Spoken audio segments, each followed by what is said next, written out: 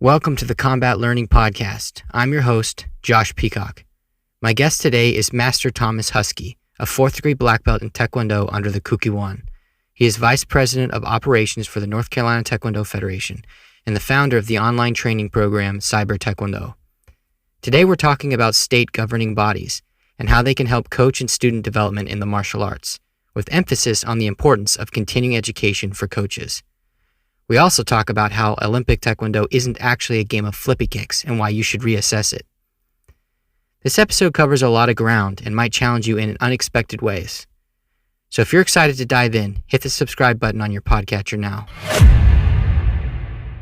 So, first question I have for you is, what is a state governing body in Taekwondo, and what services does it provide to people, Taekwondo people within the state? So a state governing body is essentially any organization that the national governing body gives delegate powers to in order to conduct Taekwondo things within the state. So the top two state governing bodies for Taekwondo, or are we talking specifically Taekwondo or just in generality? We can talk Taekwondo in specifics right now. I think a lot of what's being said can be applied generally, though. Yeah, absolutely. So, you have USA Gymnastics, USA Basketball, right? It's all the same. AAU Basketball, USA, it's all the same. So you have AAU Taekwondo and you have USA Taekwondo. And they have to give, certain organizations the governing power in order to, conduct things on their behalf. So let's say the North Carolina Taekwondo Federation. And no other organization besides that organization can put on the state championships for USA Taekwondo. So they have to have that delegate power. Same thing with AAU and the governing body that they give, which is usually AAU South Carolina, AAU North Carolina, whatever the state is. And the services offered from those organizations, it really is dependent upon the type of, officers or help that they have within the organization, because it's really based off of people's abilities. So if someone has the ability to make a website, then the organization will have a website. If the organization has people that are resourceful, then they'll have a lot of, networking pool to do some of the things that they want to do within the organization. But just as you see great organizations, you have organizations that only put on state championships. You know what I mean? You never hear from the organization until the state championships come around. And then other times you hear where an organization might have like a state DON testing, or they do rank certificates and stuff like that. So it's really dependent upon the state. Cool. So our main topic today is actually we're going to be talking about athlete and coach development, probably more of a broad level. And then later in coming episodes that we'll talk more specifics about coach and athlete development separately. But one of the questions I had for you was, since now you're the VP of Operations now for the North Carolina Taekwondo Federation, you have experience with athlete and coach development in more of like a dojang level, and you have experience as an athlete, even as an athlete on the Army Taekwondo team, and then of course you're a coach for more than one college team. So now you have a chance to start exploring and developing an athlete and coach development program in a state governing body context. And my question to you is, where does a state governing body like North Carolina Taekwondo fit in the athlete and coach development process between the development that you'll find in local schools and like a national level like USA TKD? So where's it kind of set in between those two, I guess you could say, polar ends of the development spectrum? Sure. I think there's a difference between where it currently is and where I would actually like it to be. And basically what I mean by that is that for the longest time, state organizations have been dropping the ball when it comes to those intermediate athletes that haven't yet won a national championships or anything like that, but still have potential. And when they're stuck at the dojang and the dojang has taken them as far as they can go, they tend to fall by the wayside, or they get bored with Taekwondo because they're winning local level championships and things of that nature, but they aren't able to progress beyond that because they're not able to go to California, Virginia, New York, these big Taekwondo states where they're able to, train with people who are national team members, Olympians, steel sharpens steel, right? So the currently, a lot of organizations fall by the wayside, but what we're working on actually is having a state team, just like you have a national team. We're working on having a state team to where the organization can take people who have, placed in national championships, won their division, things of that nature, and actually provide them with the resources to take them to the next level, be it Olympic level athlete, be it a national team member, be it traveling Army Taekwondo team, or be it traveling or having the resources and abilities to gain the skill sets that they need to take them to the next level. So currently where organizations sit, we're still falling behind, but more and more organizations are getting behind that bandwagon and not waiting until they're picked up by the national governing body in order to give their athletes some sort of value. Great. So I see this a lot too in like jiu-jitsu and probably karate as well. Like sometimes you have like really lucrative and strong local level connections, like with different tournaments, and like right. You have every region seems to have its own classic tournament for karate or taekwondo, but then when it comes to like state opportunities and then above, it seems like the support just disappears. Right. There's nowhere else to go. You're good at the local level, and then if you're like really, really lucky, you can just jump through a portal and then end up at the national or even international level. And it's just right. Like, you just have to be super talented, and you don't have the proper opportunities to develop and kind of work your way up that way. You just kind of have to be there. That's really it. You really have to be talented, and almost scouted by, like the new USA Taekwondo coaches, Brown and Green.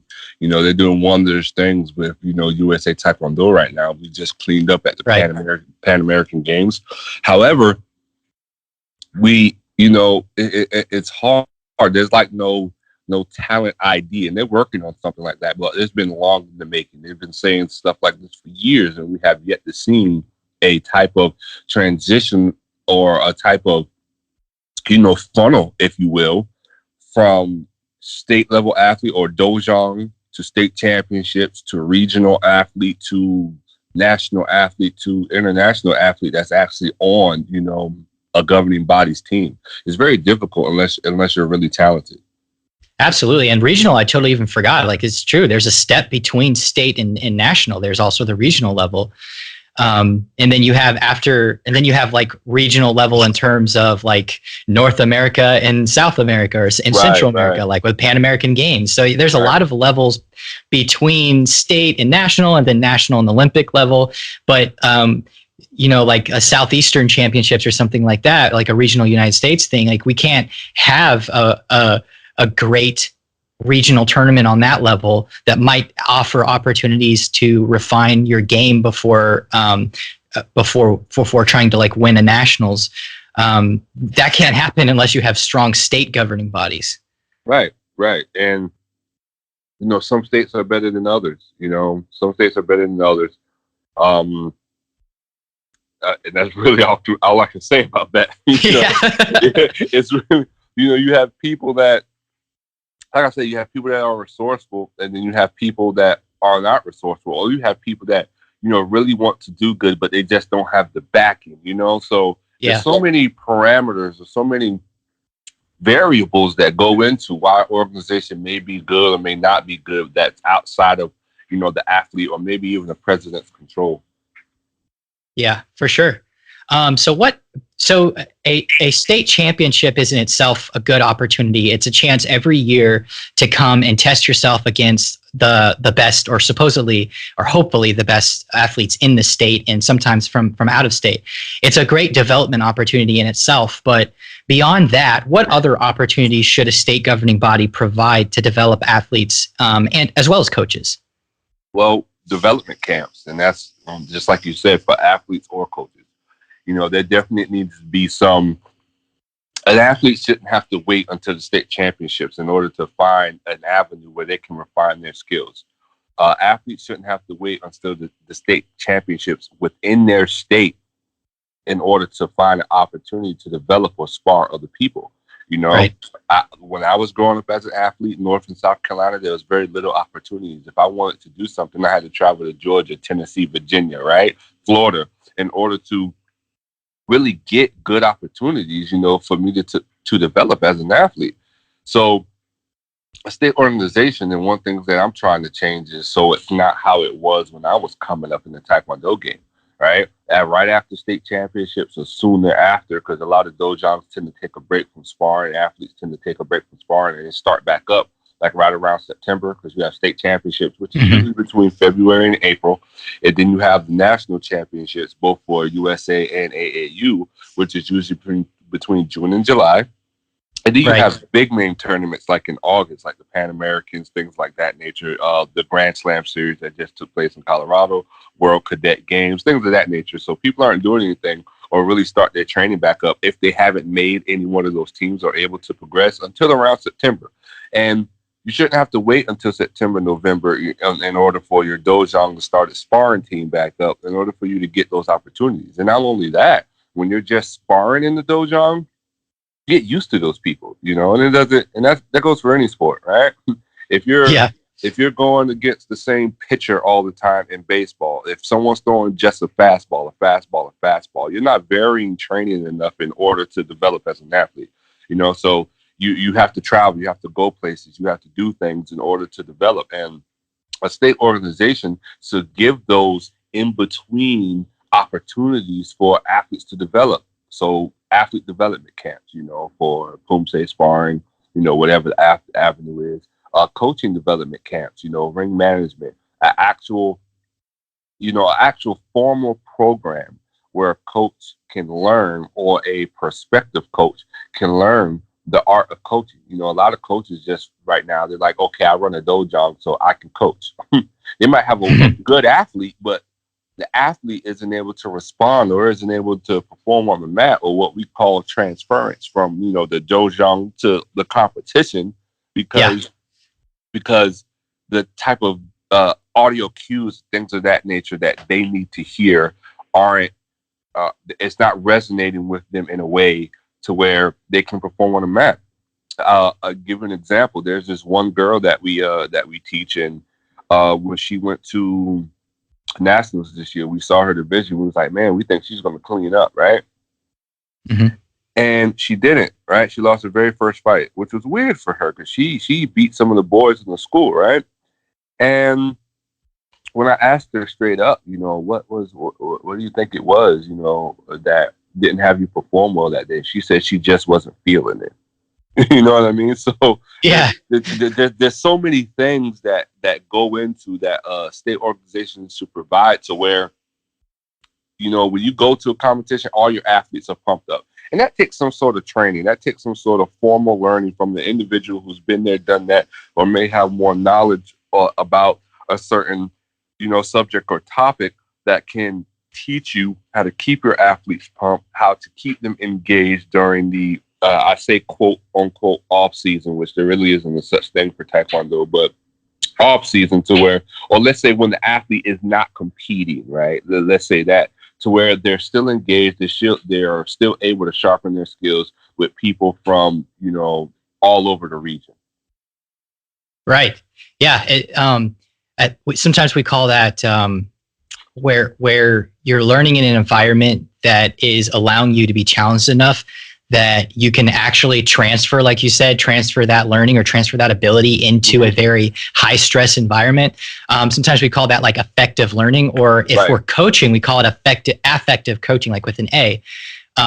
because you're affecting the emotional state and training the emotional state, building emotional toughness for your athletes. And a lot of coaches, I think, don't actually understand that very well. They don't understand when to do it, when not to do it. And it's difficult to teach, because the principle is you want there to be just enough stress that they're forced to grow, but not so much stress that they shut down. And the only way that you can actually know what's good for that is or for your athlete, is to know your athlete very well. Right. And some coaches just don't know what to look for when they with their athletes. They know their athletes in many cases, but sometimes they don't actually know where they should be putting their focus. Sometimes they see what they want to see in their athletes, even if they know them personally. You know, one of the things when I was, studying coaching myself and went to go get my my certifications, one of the instructors said you have to wear multiple hats with your athletes. Right. Sometimes you have to be mom. Sometimes you have to be dad. You have to be the best friend. You got to be there. You got to be there. Sometimes schools have an after school program, right? You got to be their teacher. You got to be their tutor at some point. You have to wear therapist. Therapist, right? You have to wear multiple hats in order to really engage and connect with their athletes, so you know the proper calls to make as a coach. And what's so hard, or I'm not going to say hard, but what makes coaching an art is that if you have a team, you have several different types of athletes with several different types of learning modalities, with several different types of attitudes, ways that they perceive and interpret information. You can't push one athlete as hard as you push another. Just like you said, they might break, or they might not come back to practice, or it's not the type of stimulus that they need in order to grow or develop as an athlete. And you have to learn that. You can't you can't say you have a black belt now, so you're able to coach. It doesn't work like that. Right. We're going to circle around back to that, because I have another question related to that. But so why is it important for coaches to expose their athletes to expert training outside of their local dojang or dojang network? And for anyone that's not a Taekwondoan that's listening, a dojang is just like a dojo or a school or a gym that you train in. But why is it really important that coaches expose their students to training opportunities outside of just the local training and then like tournaments? I come from an education background, so I can sum that up in basically two phrases. One is steel sharpens steel, right? Mm-hmm. If you are not constantly engaging, especially in a combat sport, with people that you have never seen before, which allows you to, like they say in Taekwondo, right? You got 30 seconds to really figure out your opponent, and the rest of the competition is exploiting those things that you figured out within that first 30 seconds, right? Either as the athlete or coach. Right. That's how you're winning the game. The coach is studying, you're figuring out what side they work best on, things of that nature. And then you're starting to score, right? You're starting to pick those things apart. If you're not able to, especially if you're not a high level athlete where you can't go on YouTube and watch Dae-Hoon Lee's fights, right? If you can't do that, then you're even more in the dark of type of athlete that you're going to be sparring. And when you're in the dark, the only way you can develop that skill set is if you're going out and you're seeking these opportunities to spar different people constantly to develop that sharpness to where you can perform against any type of athlete, at least, credible to your weight division, right? Or, right. relatable to your weight division. But you can spar athlete and you can hop in the ring and you're not worried about whether or not, they're going to do something that you can't combat, because you're always sparring, or sometimes boxers call that like a ring IQ, right? You're developing that ring IQ to where it doesn't matter who it is, you can implement your same strategy, your same game plan, your strong suits. That's the first thing. The second thing has to relate to education, right? If you're not continuing learning as an athlete or a coach, if you're not continuing education, matter of fact, to be a teacher, in most states, once you get your teacher's license, you have 4 years to have so many accumulated continuing education credits. And if you don't, you lose your license. It's the same thing for a coach. Should you be able to get your coach's certification and the coach's certification that you got 10 years ago, do you think that still applies today? It doesn't, nope. Right? You need those continuing education credits, right? You need a continuing sharpening your skills. Taekwondo and even other sports, they change. They implement, add, take away rules, and you need to be able to adapt to that and train your athletes according to those changes. And you can't do that if you're not always on the ball. One of the biggest things we see in Taekwondo right now is old school instructors that refuse to teach the cut kick. I see it almost every place I go, especially locally to do seminars and things of that nature. People are just behind the curve, and it shows in their athletes. Yeah, and when you go out and you compete against, you bring your students or your athletes out to compete. As a coach, you learn too, because now you see all the different games and styles out there that you have to come up against, and you have to start dissecting them and help trying to maybe actually preferably seeking out people that can actually help you build games, because you don't want to reinvent the wheel. That within itself is like a continuing education credit. Going to a seminar as a coach that's only meant for athletes, but you're there sitting in a rafter, sitting in the bleachers, kind of just eyeing what's going on. That's a continuing education credit within itself. It's invaluable. Yeah. It's observation hours, as they might call them in an educational program. And it's super keen for you as a coach. Like, yeah, you don't have to invent the wheel. You should seek out help, but you need to have an eye to where you can look and watch what's going on, understand what's going on, and dissect it and analyze it so that you can figure out, okay, so maybe here's a couple tactics that maybe we should try to help defend against this. Or, some of these athletes are trying these things that are working, and these other athletes are trying other things that aren't working. And, we're gonna hash it out and figure out the best way to do it and then keep refining it. It's never a, Taekwondo is a traditional martial art. And I think there's this myth, this canard out there that Taekwondo instructors have adopted for themselves, that because it is a traditional martial art, that the way you learned how to teach coming up through the ranks, or the way that you teach your regular classes, which is usually systematized and very rigid and somewhat inflexible, not entirely, but somewhat inflexible, that transfers directly to a competitive coaching environment. Right. And it simply doesn't. And 100% false. Yeah. And the fact is that traditional martial arts have never stayed the same. That's not what makes a martial art traditional anyways. And I know this is a can of worms, but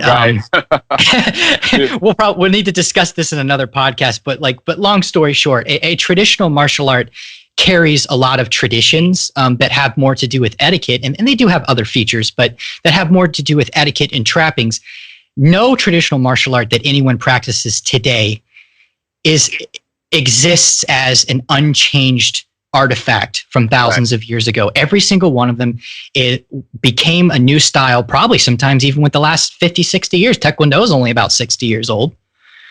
How can a martial art stay the same from, it was born off of adaptability. What worked for the time? I can't tell you when the last time I practiced a hand grab release. People aren't doing that today, right? People aren't doing that today. And in my traditional program, I teach that for the sake of, one, I think you should know one or two of them, just in case. But having a broad span of how to get out of this situation when someone grabs you here, or there, it's just not working, and a lot of that stuff, again, also isn't transferable to sparring. If you want to spar, if you want to be a good athlete, some of that stuff may or may not work in a street context, and maybe we should save that for another podcast too. Yeah, that's a huge can of worms that will probably Right. span many podcasts. but when you're trying to be an athlete, there's a lot of things that you can just really skip over, man. You can really skip. I can take somebody that's never practiced martial arts before and just have them do sparring and nothing else, and they'll beat a lot of these folks that have been doing it for 5+ years, but do the forms, the pumse, the wrist grabs, the hosensu, the one steps, it just doesn't apply. But people don't understand that, and I understand trying to keep with some sort of traditions, but I think that's different than trying to tell me that it has some basis for making someone who's a sparring competitor better. Right. Yeah. So the game, in other words, the game changes and you have to keep up with it. Just because Taekwondo is a traditional martial art does not mean it goes through phases, and it doesn't mean that the sport aspect of it doesn't continue to go. And I know World Taekwondo, Olympic Taekwondo is everyone's favorite fodder. Like they like to make, in the Taekwondo community, they like to make fun of it. But it's a super legit sport, and it's a lot of fun. And it's rapidly developing. And at the risk of alienating people from my podcast in the second episode, World Taekwondo is like the only like legit sport Taekwondo worldwide right now. I know ITF kind of rivals it, but there isn't one ITF. There's a bunch of ITFs, and right. the quality of ITF tournaments, even at the national level, is very inconsistent around the world. Whereas with World Taekwondo, you're much more likely to find world-class athletes at national competitions almost anywhere it's held around the world, unless it's in a country where Olympic Taekwondo is less developed. But ITF's had a bigger chance to develop around the world, and it still hasn't achieved, I guess you could say, parity with the World Taekwondo scene. I know there's some political reasons for why that's the case, but ITF hasn't helped itself with having 3 or 4 different splinters, and obviously the ATA is nowhere near that, and there's no other styles like more singular niche Taekwondo styles out there that come anywhere close to that sort of athletic opportunity that it can afford to its practitioners around the world. And also on the local level. So it's a real sport, and I know that it's not like the most representative of realistic self-defense, but so what? Like kickboxing has its weird quirks too, and boxing has its weird quirks where you can turn your back, and grappling, all the many grappling modalities or sports, they all have their weird things. Like jiu-jitsu has its weird things, like jumping double guard and 50-50 and playing footsies and stuff, but they're all legit sports. They're highly competitive. They produce extremely elite athletes. They're very fun, and this doesn't have anything to do with it being good sport, but that it's going to be competitive if there's a lot of money in it. And there's quite a bit of money in all of these sports because they're very well developed, and they produce high level athletes, and that attracts corporate sponsors and different influencers and things like that. So because it's a great sport, I think that instructors that teach Kukkiwon Taekwondo should really embrace it. Even if it's not about self-defense, it's still a sport. It's still a fun activity that is excellent for young people and adults, and it gives them a way to challenge themselves in a relatively safe environment that's still a full contact combat sport. That's a little bit of a tangent, a little bit. I mean, I could go on and on and on and on about the sports side of Taekwondo, and I just have a few things on that. One, sure. I think it's hogwash for anybody to say that it's not. Well, it's not good for self-defense. One, they're always comparing it to Muay Thai, Brazilian Jiu-Jitsu, things of that nature, and I don't think people really understand what self-defense is meant or used for, right? When you're studying martial art and you're learning some values, regardless of whether you believe with the philosophical side of things, you are learning some sort of values. And most of those people aren't going to go around on the street slapping individuals, right? Yeah. The type of people that slap people are that go around slapping people on the streets are individuals who really have no martial art training, right? They grew up on the streets. They grew up in some type of hostile environment, and Taekwondo against those dudes will be fine, right? If you've trained in any type of Taekwondo to any type of level, you've been to competition where you're bouncing, you're developing reaction, timing, speed, movements, how to dodge, how to evade against a regular person on the street, you'll be fine, right? And I'm speaking generally. Of course, there's cases where the guy's bigger, smaller, they may bum rush you or whatever the case may be, but for the most part, you'll be okay. All right.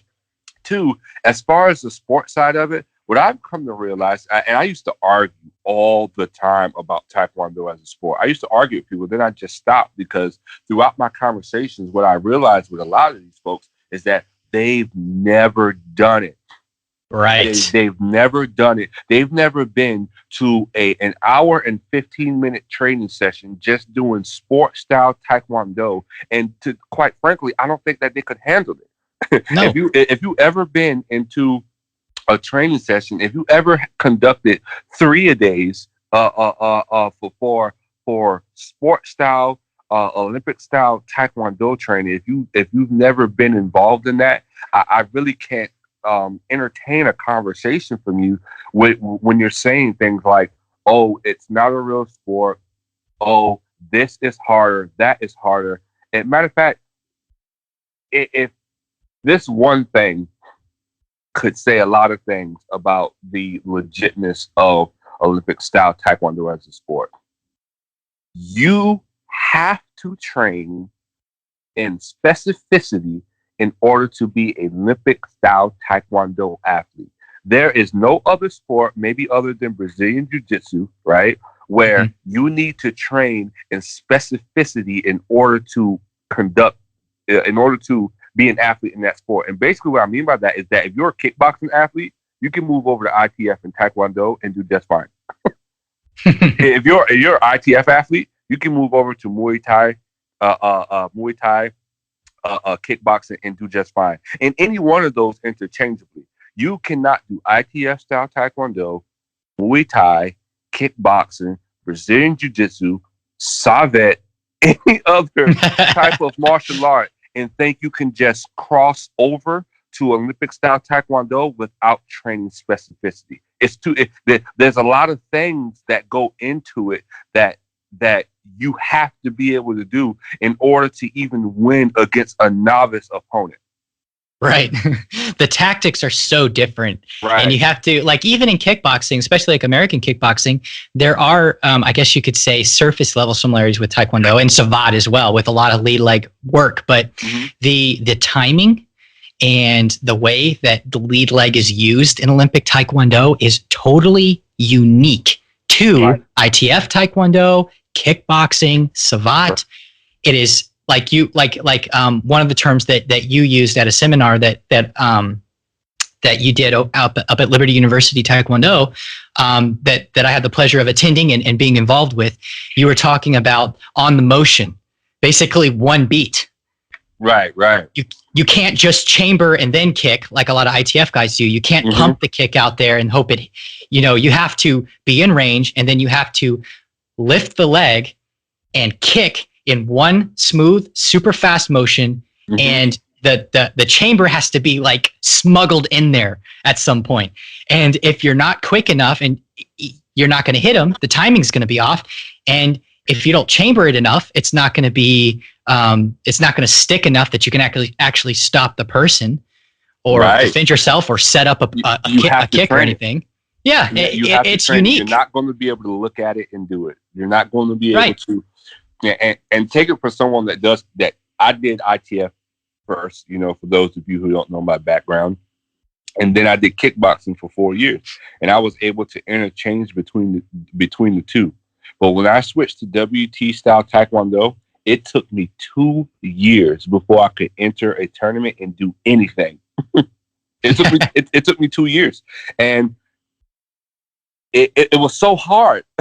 if I must be honest, and I'm not saying this just because I'm an Olympic Taekwondo style athlete. It was so hard for me to adjust to those things, to do things with my leg that I didn't know. One that I, had the ability to do, and one that I didn't know would be so useful in sparring or self-defense or any type of situation. I just it's done wonders for me as an athlete. It's done wonders for me as a martial artist, and I'm way better for it. My leg speed, my kicking ability, and everything is way better being an Olympic style Taekwondo athlete versus any other martial art that I've done.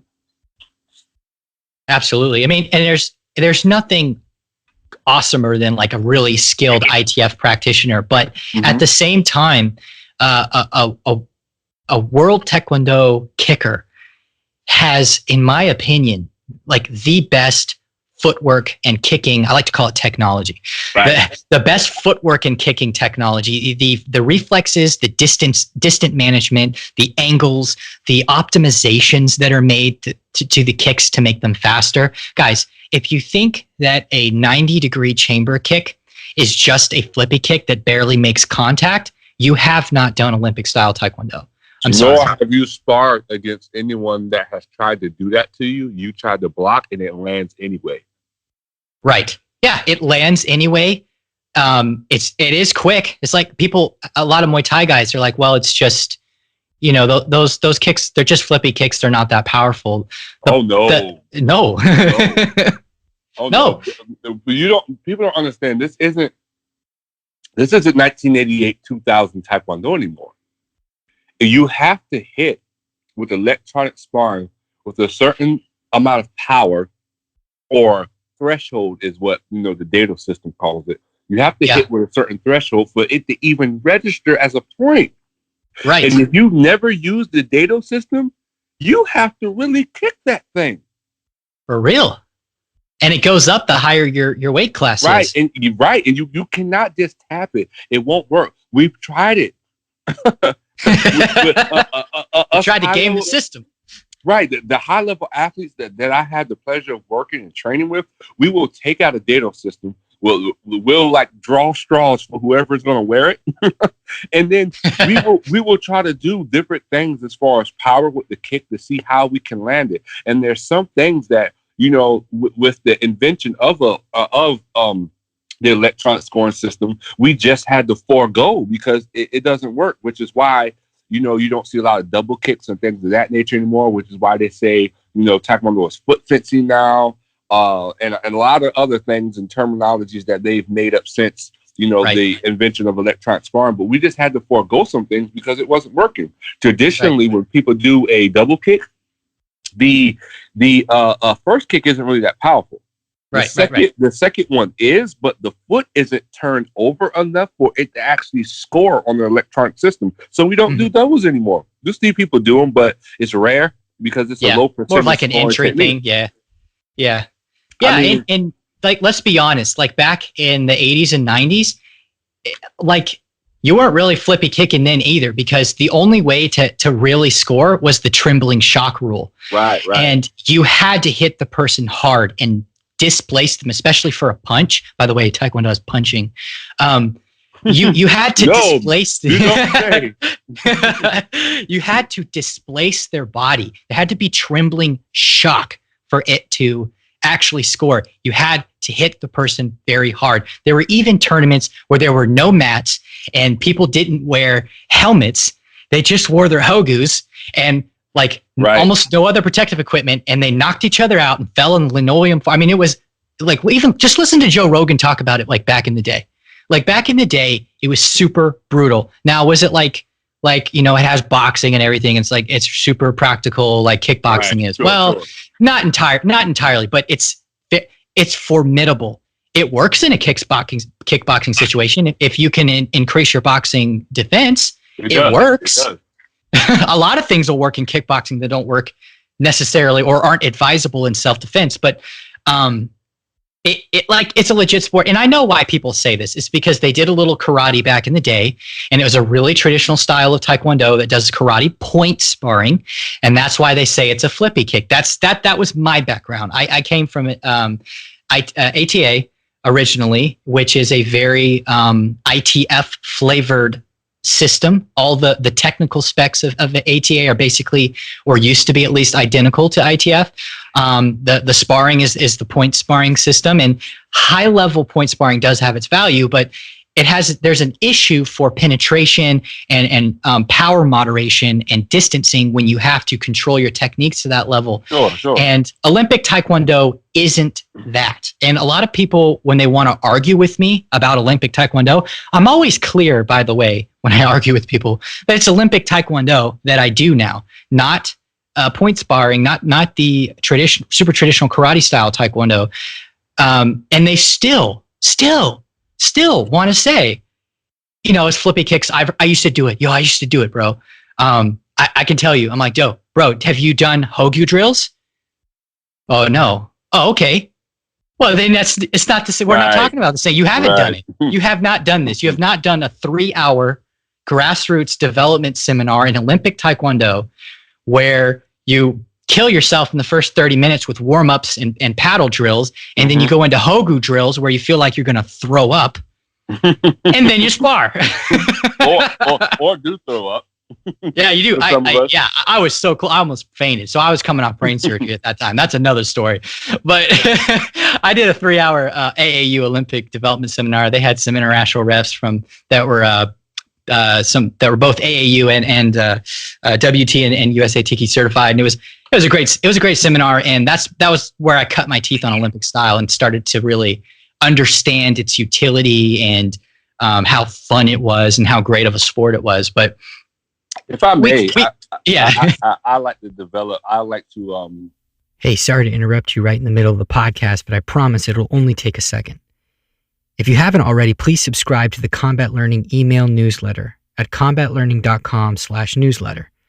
Not only will you never miss an episode of the Combat Learning podcast, you'll get exclusive tips and resources straight to your inbox. And I'm giving away my ebook, An Introduction to Motor Learning for Martial Artists, so you can get up to speed on the central topics of this podcast. But that's not even it. I'll also invite you to our private Facebook discussion group so you can ask any questions you want or discuss any topic related to teaching and learning martial arts.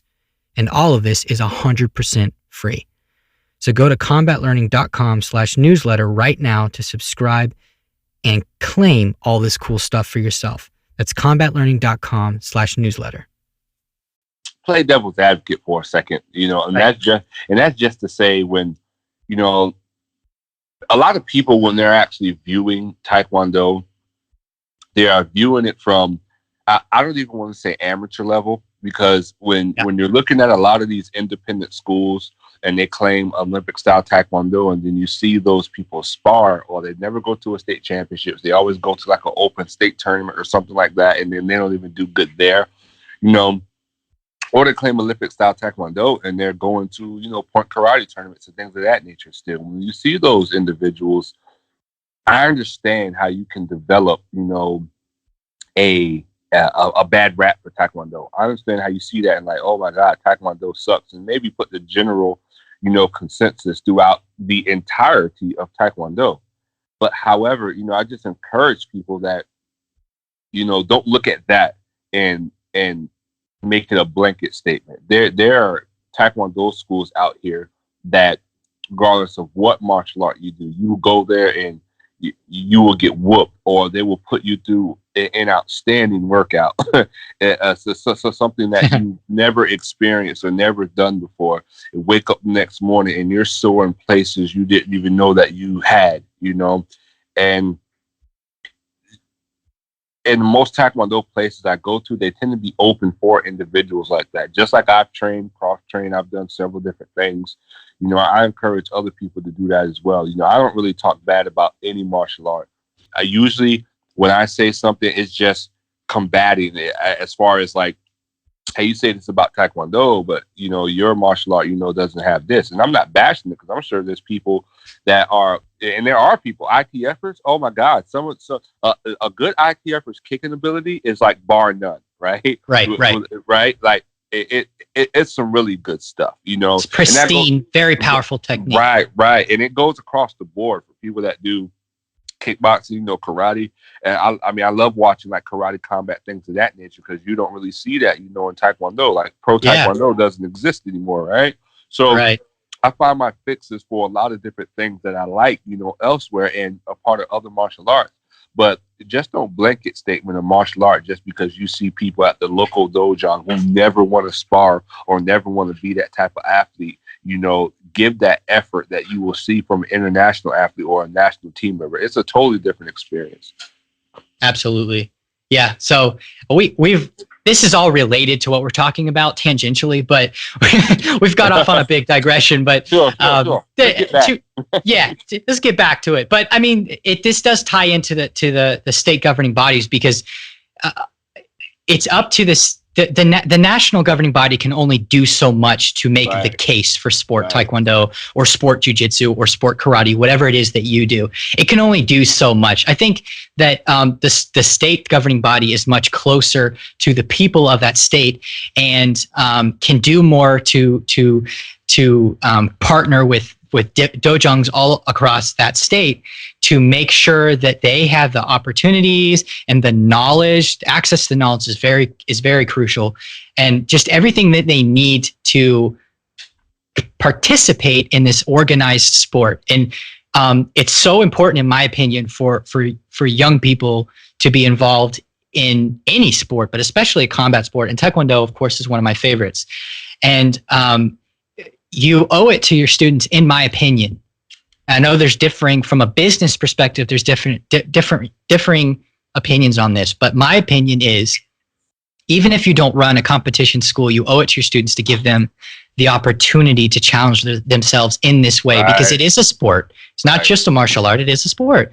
And a lot of students, a lot of parents, and their children both, they all want the opportunity to compete and be proud of something that they did in Taekwondo, not just for getting a belt, but actually testing themselves against people on a greater level than just their own dojo. All the time, man. I say that all the time. If you're not involved, and if you claim to be an Olympic Taekwondo school and you are not involved in Olympic Taekwondo with some national organization, you are really doing your students a disservice to not allow them to compete or only do inter-school competitions when they're not sharpening their skills. Or let's take it out of actually competing and winning for a second. There are people that I have met when I was competing at 20 years old that I now have had 10 plus year relationships with off of meeting them at various competitions around the region. There are people that I know now that actually have dojongs of their own, teaching students. There are people that I know that, I can call up for a contact or contact me, and I've contacted them to, conduct seminars, come to my school, come to your school, bring my students here, bring my students there, to where those type of moments are also invaluable, not only for the parents, but for, the athletes as well, to where they can engage, they can meet people. Parents are even meeting people at these tournaments. Hey, my son sparred you last time. We're coming back with a vengeance this time. And it's all in healthy fun, Right. There's a lot of other things that go into it. I always tell people, you're an Olympic-style school, and you're not involved in Olympic-style Taekwondo, you are doing your students a huge disservice. If you're in an Olympic-style school and you're not giving your students actual certification to where, and I've seen it both ends. I've seen a person who's not that good have a quality certification, because we all know that if you want to do the Olympics, you have to have a Kukkiwon certificate, right? Yeah. I've seen people very good not have a Kukkiwon certificate, and I can't do anything with them until they get that, because they're not even allowed to go in certain types of competition. Right. And I've seen that where somebody has a Kukkiwon certification, but they really aren't that good. But they have the ambition. They want to compete, and I'm willing to work with anyone. If you have that ambition, I work with you from wherever you are. And that's really the only reason why I'm still involved in Taekwondo politics now. Not for myself, but for my students. I have to be for them, because I want them to have the best should they want to pursue that. Absolutely. Yeah. It's so important to lay that foundation, especially when you start your school. Now, if your school's been around for a while, it's never too late to get started. But if you're a new instructor, or you haven't even started a school but you want to, figure out, look, do you want to compete sometimes? Do you want to have a competition and kind of bring them out? And you don't necessarily have to have national or Olympic level ambitions, but do you want to develop athletes on a local level at least, and then maybe pass them off to more able coaches? That's totally respectable. If you want to do that, structure your dojang or your club or your school, whatever, up front that way, because once you're in the groove, and I speak from experience from this, I started a little club and I did want to be able to compete, but once you get in the groove of regular classes, it's hard to add a competition class and a sparring class and like move your schedule around, like, because I still had to work a second job and stuff like that. So structure your club around that at the beginning. And if you really want to serve your students the best, make sure that you have the systems in place so that when they get to that Dan level, and you know that they want to be able to train anywhere in a Kukkiwon style anywhere in the world and have their rank recognized, and you know that they might someday want to be able to compete on an international level, make sure that you have the systems in place where you can test and promote them to a real proper Kukkiwon certification. And kind of tying that back to the state organization, right? They should have all the avenues to provide someone who wants to start a school with whatever they need to start a school. Mm-hmm. So those systems should already be in place for them from the state governing body. I know quite a few people, even my master at one time started a school as a 3rd degree black belt. And we all know that you need your 4th degree in order to certify people as a black belt. If you are a 3rd degree black belt, you should be able to go to your state organization and say, hey, I need help certifying black belts, and they point you in the right direction if they don't already have a system in place themselves. If you need professional certifications, you should be able to get that from your state organization. If you should be able to affiliate somehow with your state organization and receive what we call dojang services to help build your school and make it as good as it can be in whatever town, city that you may be in throughout the state. Absolutely. Yeah. And that's definitely one of the key business and sort of advantages of being a member of a state governing body and not just a national governing body. Everyone wants to be a member of a national and international governing body, but state governing bodies offer you services that are much more accessible to you. Right. Within your state, such as, absolutely. So to get my level 1 certification for coaching, I had to fly to Texas. My Kumte certification, ridiculous. I had to fly to Virginia. Right. To do my level 2, I have to fly to Colorado. Absolutely. Right? And I've always had to do that up until recently becoming VP, and now I'm trying to get these things in-house. It's crazy that any coach or anybody that wants to do something within our state has to go so far to get it. I would love to bring those things here. That way we can have more certified coaches, more training caps for athletes, to where we can really develop, right here within our state. Yeah, absolutely. There's no reason why North Carolina Taekwondo can't be on the map, and it can't build an engine that reliably produces not the occasional wonder child, but a consistent army of formidable athletes, not necessarily international level, but just good Taekwondo athletes that can give everyone a run for the money in the state and the national. Why stop? Why stop at state? Why stop? Oh yeah, we don't. Why stop at national? And I look at it like this. Right. Juan Moreno, 2-time Olympic silver medalist, started this thing called Peak International years ago, right? Right. Now, he has the most awarded athletes in Taekwondo that have been on national team after national team, Olympics after Olympics. He's one person, and he sent 2 people to the Olympics, and that's within the span of a few years, right? He started the program years ago, but 2012 he had an athlete, right? 2016 he had an athlete. And he's slated to have another athlete going to the Olympics for 2020. That tells me that it's not it's not a particular person per se. It's the type of program that you are running. It's not about having this golden athlete, but it's about having systems in place where you can mold individuals to create consistency on that type of level. Peak is the #1 recognized camp for Taekwondo within the nation, and dare I say internationally. When someone spars for Peak, people know who they are. When people enter a ring with Peak and Peak is on the bottom of their dobok, that in itself already produces some psychological challenges to their opponent. Absolutely. They're a tribe. They're their own thing. Right. Exactly. They do their chants. They wear their cool sleeveless jackets that they have. They walk around with a chip on their shoulder. They're, people find them obnoxious, but I just smile because it's like, these people, they have an identity. They built this. They know who they are. They've built excellent athletes. They built a culture of striving and excellence and accomplishment. And, Peak exists because state governing bodies and even the national governing body has dropped the ball into student development. 100%. 100%.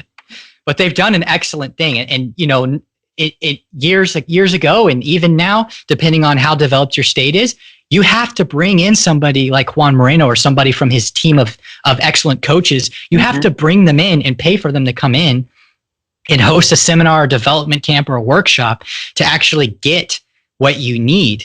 Right. And you still should be able to do that even with state support, but the state governing body should be offering more opportunities like that. So you don't have to keep shelling out the money to pull in so many coaches from across the nation because we just don't have any high level resources available locally. 100%. I mean, I think you hit the nail on the head with that. State organizations and the national organization were so picky choosy about the type of athletes that they saw performing well on the mat and just hand them everything that they left people behind. Yeah. And those people were picked up by people like Peak Performance, Juan Moreno, other Peak coaches, and turn those athletes into something that are formidable.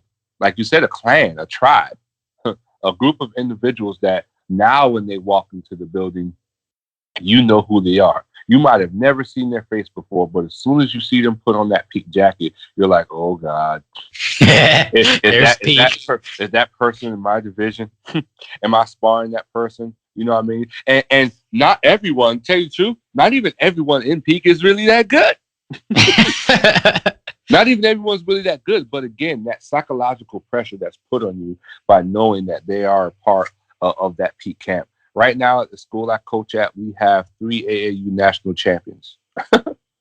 we have 3 AAU national champions, and I think another 3 people are on the B team. So the A team is the national championship team, right? And then the B team is like alternates, essentially, right? Right. So not only do we have people that are on the team, we have people that are alternates on the team. And that's just to say that it's not about it's not about looking at an athlete and saying that, oh, they have potential, or it's about developing a camp, an atmosphere where people want to come and you train even the worst athlete to be somebody who's really, really good. One of our national team members this year was losing every single year for 3 years. Now he's a national team member. It's crazy, man. You can't give up on people. That's another can of worms. Right. Since we're talking about educational psychology and learning issues in learning, that's a Pygmalion effect. We're definitely going to explore that one in depth later. But that's absolutely true. And state governing bodies, the underlying theme, even of all of our digressions, is that a lot of these problems can be solved by state governing bodies. They should be, they can be solved by private organizations like Peak as well, and they've done an excellent job. But the state governing body offers you access directly to the national governing body and to official resources in ways that a lot of times private resources can't necessarily. So they all need to exist, but the state governing bodies need to really step it up in states where they're underdeveloped, like our own beloved Carolinas. And yeah, so I have a last question. We've kind of touched on it, but this one is near and dear to my heart as I dive deeper into motor learning and sports psychology and anything related to that circle of knowledge. So it's pervasive across combat sports for coaches to feel like they're fully qualified to raise good athletes once they've reached a certain rank level or promotion, like black belt maybe, or third degree or fourth degree, sure. Or if their instructor recognized, okay, I went through the program that my instructor put together, I'm a qualified coach, and so they think that they can, they're confident that they can just get out there and coach and produce good athletes. But my question to you is local coaching experience sufficient to equip you to build national or international level athletes? Well, sir, I think that you're baiting me here because, you already know the answer to that, and that the answer is no. You have to formally study coaching, and not only that, just backtracking, you have to formally study coaching, and you also have to have continuing education credits in coaching. My Army Taekwondo coach, he called it a piggy bank. And each time, like when he was talking with athletes, he would say, each time, you get out there in the mat and you're training, you're sparring, you're just adding experience to that piggy bank. You're filling your piggy bank not with coins, but with experience. Each time you get out there on the mat and you have a quality training session and you're giving it your all, you're dropping little bits of knowledge into that experience, into that piggy bank. You're dropping experience into that piggy bank. It's the same thing with coaching. You have a coaching piggy bank, right? And each time you go to these seminars to learn about coaching, and each time you do even independent study. Like you and I are real big on independent study. Like we listen to podcasts, we'll read a book. And since there's not a lot of research done specifically with, combat sports or Taekwondo, we have to abstractly apply what they're talking about to our sport, kind of do it ourselves, put it in a testing environment and say, it actually does work, right? Yeah. And, I do that all the time. I'm listening to these podcasts, I'm reading these books on motor learning, perception and action, transference, quiet eye. I mean, you name it, right? I'm trying to figure out how these things relate to my sport, and then implement these by designing practices in which my athletes can benefit the most each time they come there on the mat. And if you're just saying that, this is how I was trained, and not questioning the status quo or what currently is, your athletes are going to suffer a great deal because of that. They're going to come up against mine and they're going to lose every time. When I say come up against mine and lose every time, I had a green belt athlete sparring in a red belt division because there was nobody in her division. She mopped the entire division. She's a green belt. These people. I was there, by the way. I can attest. You were there. There were two. These are people who are 2 belt ranks above her. And there was one girl who was actually pretty good. She was bouncing. She was doing all the things necessary. She just couldn't handle my athlete's cut kick. She just couldn't handle what was going on. But I'm telling you, if I had her, oh my gosh, she'd be so good. But I digress. But if you are not studying these things, if you're not trying to develop, well, now that I think about it, by talking, it really comes down to your love for Taekwondo or your love for money. Do you want a program where you are just siphoning in people? You're having them come to your school. You're giving all these deals, free uniform for your first week of classes and blah blah blah blah blah, just to try to get your bottom line higher? Or are you really focused on building quality athletes that, one, enjoy the sport and are winning, on a consistent basis? And I tell you this, right? There is no guarantee that whatever marketing scheme that you have will work as far as you building the machine and having that revenue source coming in, being a millionaire off of a martial arts school. But I'll tell you this, if you are 100% focused on your athletes, if you are 100% focused on learning and finding different ways for your athletes to succeed in competition, that money will come regardless. Sure. Yeah, there's nothing wrong with good business systems, but there's this thing pervasive, and especially in the traditional martial arts. It's the status of building a dojang that is self-sufficient and runs itself, and you can step out and start another school, and then you build a chain of 3 or 4 schools, and before you know it, you're living high on the hog as a millionaire, and you just come in, you teach whenever you want, you do little seminars, you develop your structure, you just do the stuff that's interesting to you. And there's nothing wrong with any of the individual aspects of the stuff all the individual elements of what I just mentioned. The problem is what actually happens here, and I've seen it many times, is that you put all the work into building a school, and then you replicate the system you made, and then you just get complacent. And all of your schools are just they're barely meeting standard, and it's just students in and students out. Work the system, keep making the money. Maybe occasionally we'll go to a competition or something, but a lot of times now we'll just do inter-school competitions. We'll never offer out-of-school system. Bingo. Yeah, I mean, there's all these problems, and you just sit back and live high on the hog, and then you're hardly even a martial artist anymore. I've seen it so many times. Not only that, sir, but what people also don't realize is that they have to keep those things going because the turnover rate at these schools is so high. Absolutely. Especially after black belt. Yep. Those schools, you know a quality school by the number of people who are black belt that are training into high dan levels. And what I mean by high dan, I mean anything after first degree. If you have second, third people testing for their fourth degrees and things of that nature, those are the schools that you really need to say, okay, they have something good going on here, because people are staying for a reason. If someone goes to, I've seen it time and time again, first degree black belts, they quit and they go to some other martial art because the school just isn't offering enough for them. They're just not doing enough. Taekwondo schools that have these athletes that have been black belts for years, that are actually testing for new ranks and whatnot, those are the schools you really need to look at. For real. Yeah, that circles right back around to continuing development. Do not get complacent. Do not just build an engine that makes you a millionaire or close to it. You have to continue to keep yourself stimulated in the martial arts. Like, if you own a chain of schools, you're probably a master.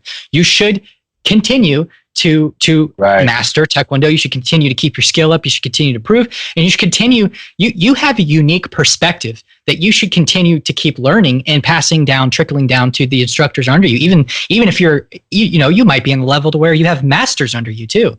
You want to be developing them all with more than just the system that you ironed out in 1989. Half of which was given to you by your instructor, and it's just the same instructional system that you teach your students, and all you do is harp on the same thing. You should be looking for new and innovative curriculum development ideas, new lesson designs, not just lesson plans, but ways to design your lesson, like the structure, and not just a million boring game drills, but different innovative new scientific ways of building skills through exercises and learning activities. Those are all things you should be doing.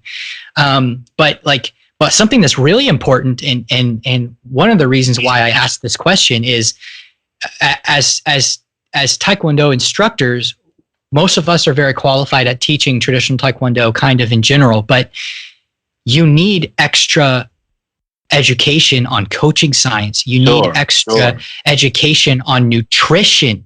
Sure. You need extra education on strength and conditioning, therapy, sports psychology. In fact, really, you should learn all of these things, but really at a point you should seek practitioners who are actually licensed and practice and can bring your athletes to the next level. How do you expect to wear many different hats if you aren't actively seeking knowledge in the subject of those many different hats you wear? How do you expect to bring nutrition to your athletes if you're not studying nutrition? By the way, I former personal trainer here. You know, I didn't do that for me. I never used it. I've used it. I used it very briefly at Winthrop, you know, to try to train some people, and I did that for approximately 2 years, and then I quit. And I didn't re-up on my training certification. I went to Afghanistan, let it lapse, came back. Didn't really focus on re-upping it, but I still study present-day practices because I want to know what I need to know in order for my athletes. Yeah, and present day is key. Right. How do you expect to be, you know, the athlete's friend or the athlete's, you know, confidant? You know, sometimes they'll talk to you, say things that they aren't saying to their parents. Like when I asked that girl, you know, what was going on at the tournament, because her parents are paying all this money for her to be in this program specifically designed for athletes to be, you know, top level sparrers. And our goal is to make all these kids, you know, national team members. And now they want to pull her from the program when she doesn't do good, really on account of herself, right? Partially on account of herself. But yeah, there is how do you expect to be able to approach an athlete, ask her, and she actually give you a God's honest answer? You know, if you don't have that type of approachability, if you're not studying these things, sports psychology, you know, how to get in touch, how to get in tune with your athletes, things of that nature. And sometimes it's not even direct. You might not be able to pick up a book about how to engage or connect with your athletes. You study something else and apply abstractly. And it works, but you have to be doing that. How do you expect to wear these different hats if you aren't studying, if you aren't learning? And when I say study, I don't mean up, you know, all types of night trying to take an exam. It really takes sometimes a 20-minute or less podcast. Sometimes it takes just a paragraph from a book, you know, and it can do wonders for your coaching game or you as an athlete, you know, you as a productive member of Taekwondo within your state. Maybe somebody else might be needing that information that you learn, and you can just pass it off to them via word of mouth. Sure. And all of this absolutely applies across combat sports, any martial art that you do, karate, jiu-jitsu, judo, it all applies in those areas. And so absolutely. And you should definitely be expanding your knowledge on those things. And the state governing body really should be the major advocate for those resources for you in your state. That should be your number one go-to source. My goal is to anybody in North Carolina thinking about Taekwondo, wants to do Taekwondo, even though we're not an actual school, if you put in North Carolina Taekwondo, I want us to pop up on the first page of your search engine, and you click on us, and we're able to give you the nearest Taekwondo school in your town, in your city. Mm-hmm. We want to be those people for you. Right. Yeah. We want to help you out. We want to help you get students. We want to help you develop excellent athletes and become a better coach. We want to develop you as a coach. We don't just want to give your athletes opportunities. We want to give you opportunities because Thomas and I are extremely passionate about raising the level of instruction, martial arts instruction. So martial arts is a very mixed beast when it comes to the level of instruction from school to school, style to style. It's all over the place. It's riddled with tradition and just outdated views, and even people who think that they're on the edge of science are actually 20 years behind. I mean, it's a mess. And and you know, we are very passionate about that. And with the North Carolina Taekwondo Federation, we really want to kind of set the tone for other state governing bodies, not just in Taekwondo, but any martial art. We want to have the resources and the development opportunities for both athletes and coaches that we wish we had. Exactly. And I'm about to get real old school with you right here. But to me, this is, you know, the God's honest truth. There's no such thing as a bad student. They come to you as a computer, right? Blank canvas, nothing on them, right? When I say computer, I mean before the operating system is even installed. All right. You have the ability to put in whatever operating system you want within this student, and then mold it and download programs, plugins, and things of that nature that they're going to use throughout their martial art career, right? And if you're not trying to build, the best computer, if you're not trying to build the best machine or the best version of something or someone that could be an advocate for your martial arts school, just do something else. just do something else with your life. You're not really in it no more. You don't really want to do it. Hand over your school to someone else, maybe your next in command who still has ambitions. But it just really, grinds my gears when I travel and go places and see people not living up to the hype. And it doesn't matter to me whether your athletes are good. If I come into a school and your athletes aren't good, and I've been places like that, won't name any, but they're loving it. They're having fun. The atmosphere is great. You have a good school to me. Right. But if you're not doing that, if dry classes, high turnover rate, just do stuff. Do us all a favor and just do something else.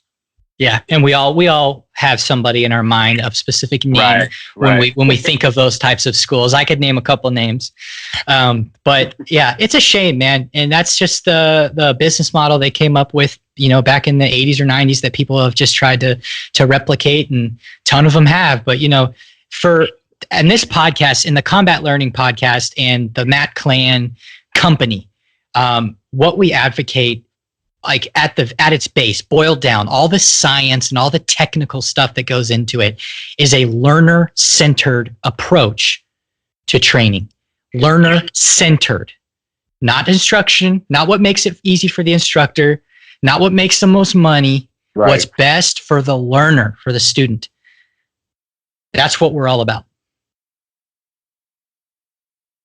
100%. Yeah. So I think that's probably a good place to wrap it up.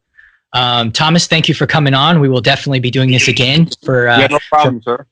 For more topics. I know you and I have tons of private conversations for hours about all things related to this. So I wish we could capture all that. Yeah, we'll spare the people. I could, people at work ask me sometimes if I even know how to talk, but my friends in the martial arts sometimes have to ask me to shut up because I will never stop talking about this. But man, I love it, man. This is what I do, and I'm just glad that there is someone who is as adamant about learning and discovering new things as I am. Even as you get older, sometimes people get to a certain place within their instruction or their learning, and I've learned enough, or I'm tired of learning.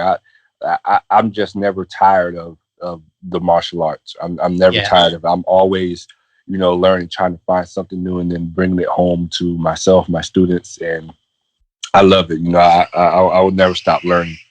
Yeah. Hot take.